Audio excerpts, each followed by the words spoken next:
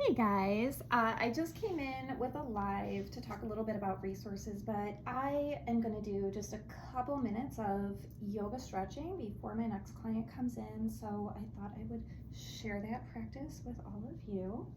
I don't always put a mat down, but I do kind of feel like I'd like something on the ground for this. So I highly recommend keeping a yoga mat at work. You can get one like this where you literally can fold it up. It's very small. It will roll or fold.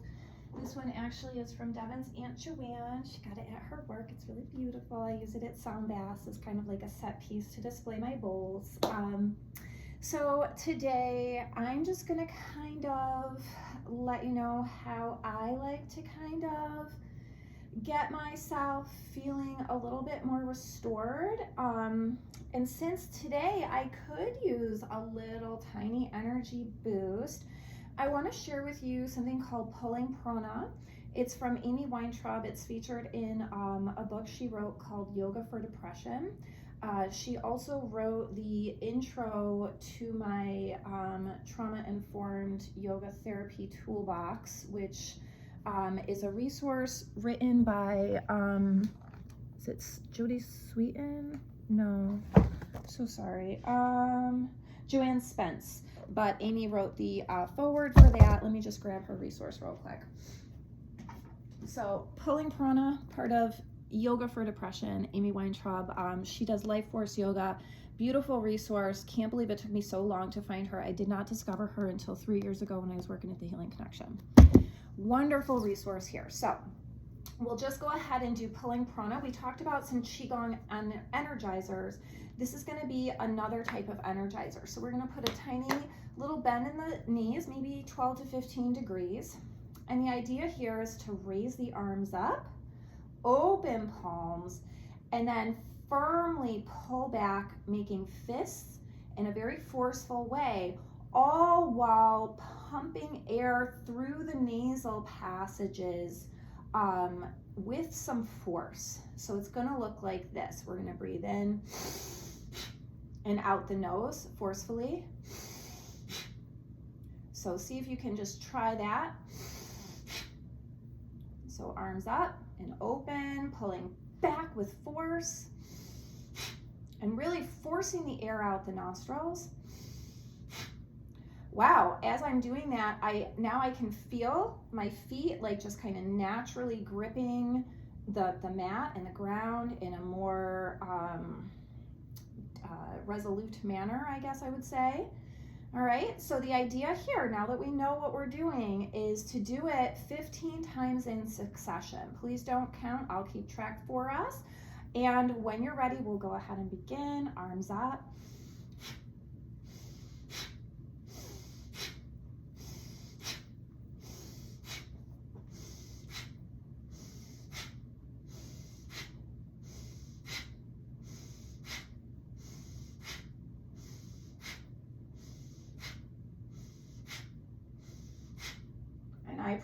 You can keep going for a moment. I probably should have specified that's going to start with a head buzz. You're going to get a head buzz. That is normal. That is good. That buzz is going to then continue to the body. So when we're doing that, it's another good reason to keep a micro bend in the knees so that the vagus nerve doesn't think that you're going to faint because we're shifting the energy so rapidly. We're bringing in more energy, we're oxygenating the cells more. So what we just did, you guys, was we gave our system a boost. And now that I'm feeling so nice and energized, I don't even feel like playing with yoga, so I'm just gonna switch over to Qigong energizers because we talked about doing that. So Qigong energizers are super fun. I used to use them for tip skills when I worked at the Healing Connection because our girls had a movement restriction. They were not able to exercise other than like a 10 to 15 minute walk each day or 10 to 15 minutes of gentle yoga stretching. So it really necessitated getting creative when it came to the I, which is intense physical activity, for tip skills, which is how we turn down our neurophysiology when we're really, really super activated or in panic state. So the T is temperature.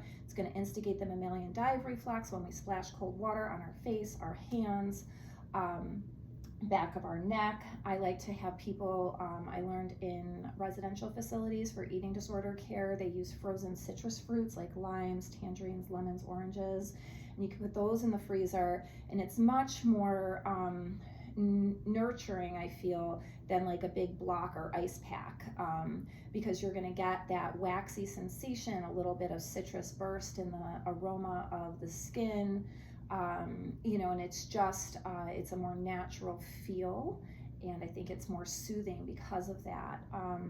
So anyway, that's the T, and then the I is intense physical activity, which again, we had that restriction at THC.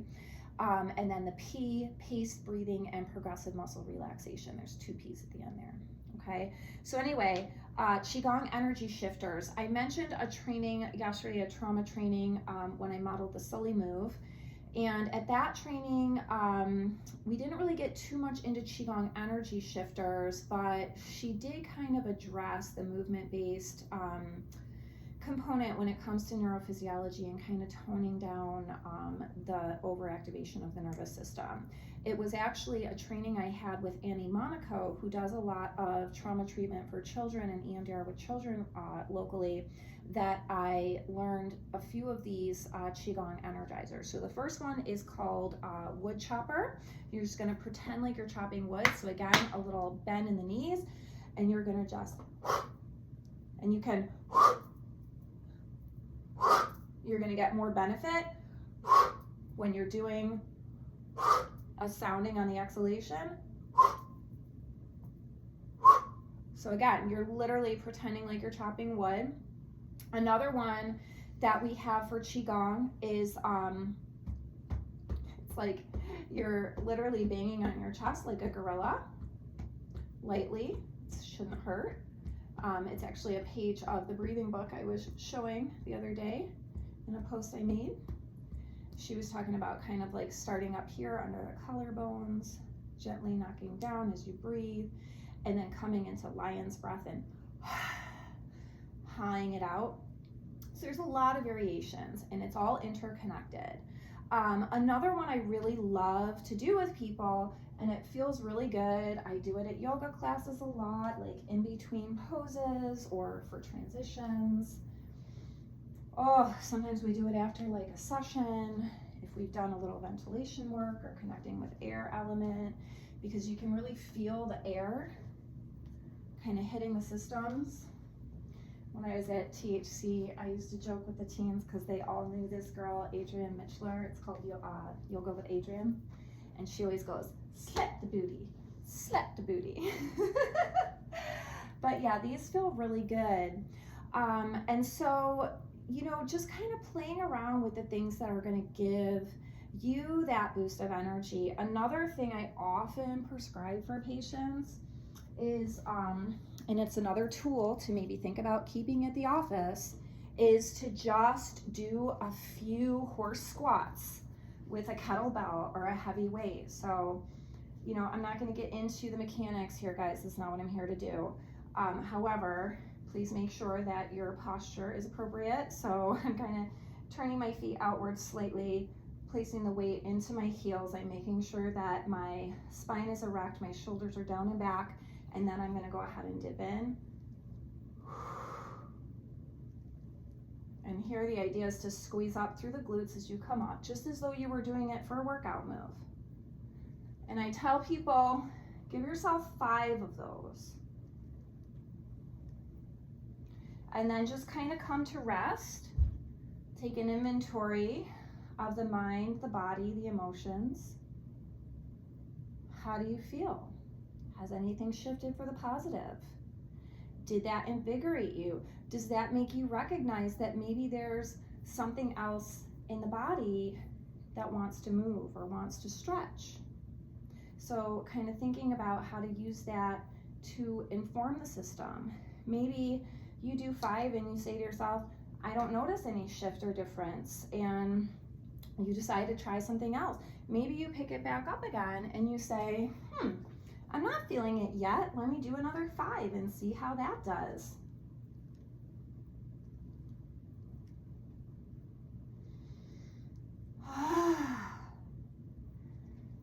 started to get the benefit with my next 5. Everything just kind of opened here. I felt a bit of drop down in to kind of let myself know, like, hey, that was a good input. That felt good. I felt the power of my body. We call it horse stance because we're using the glutes, the quads, the working muscles of the body. Think about our horses when they're working. They're using their haunches, right? They're using their haunches. They're taking our materials places. And that's where the power is.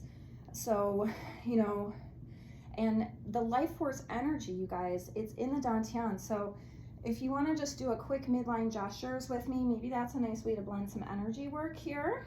So really just noticing your connection of the feet with the floor, grounding down, letting the weight of the body settle down to the lower half. Yeah. We'll go back to dantian in just a second. Let's go ahead and we'll touch the top of the head, the crown. We're going to get acquainted with the midline of the body here, the central channel for energy flow, the housing of our neuroendocrine system. This is where our cerebral spinal fluid bathes our nervous system, helps us in all that we do. Now we'll go ahead and we'll touch at the solar.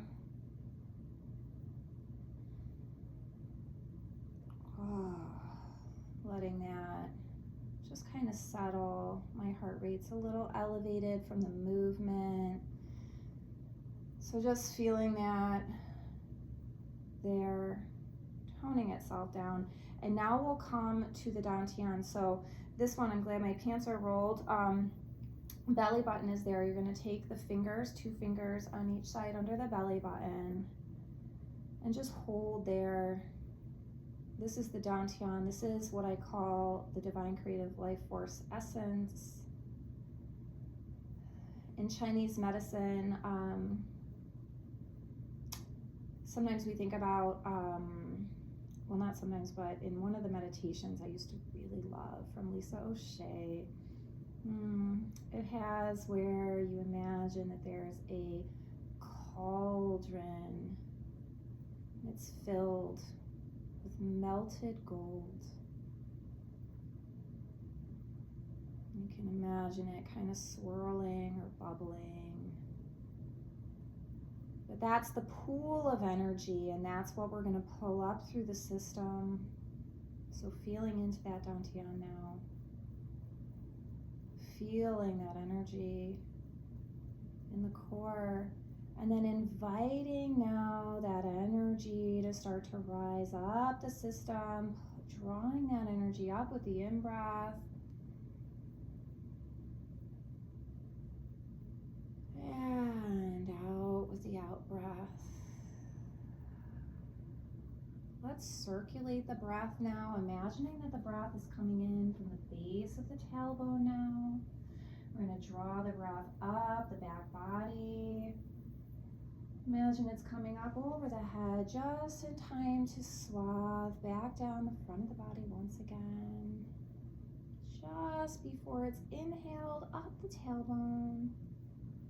Circulating the breath, circulating the light. And now when you're ready, we're going to reverse that, imagining that you're pulling the breath in through the top of the head or through the nose, and then it goes into the top of the head. And drawing that breath in now from the top, but still feeling the energy flowing upward in the system. See if you can take a moment to just feel what that feels like. So we're breathing in from above, but we're still drawing the energy up the track. There's a lot of practices that we can do with this. We can infuse some light, like bringing light down in through the crown. A whole lot of variations that we can take. But really quick, I just want you to kind of get a sense of how you're feeling if you joined for some of these modalities with me today in this short time. And just get a sense of how you're feeling once again in the mind, in the body, in the emotions. How do you feel? Was that supportive? How would you like to play in that space? How can you infuse some of these practices into your day-to-day routine to give yourself some balance, some replenishment, some restoration, and let's just be frank, some invigoration, right? We got some invigoration. That's literally what we did. We increased our vitality, our life force essence. Thank you so much for joining me if you have, and I hope to come back soon. So much love.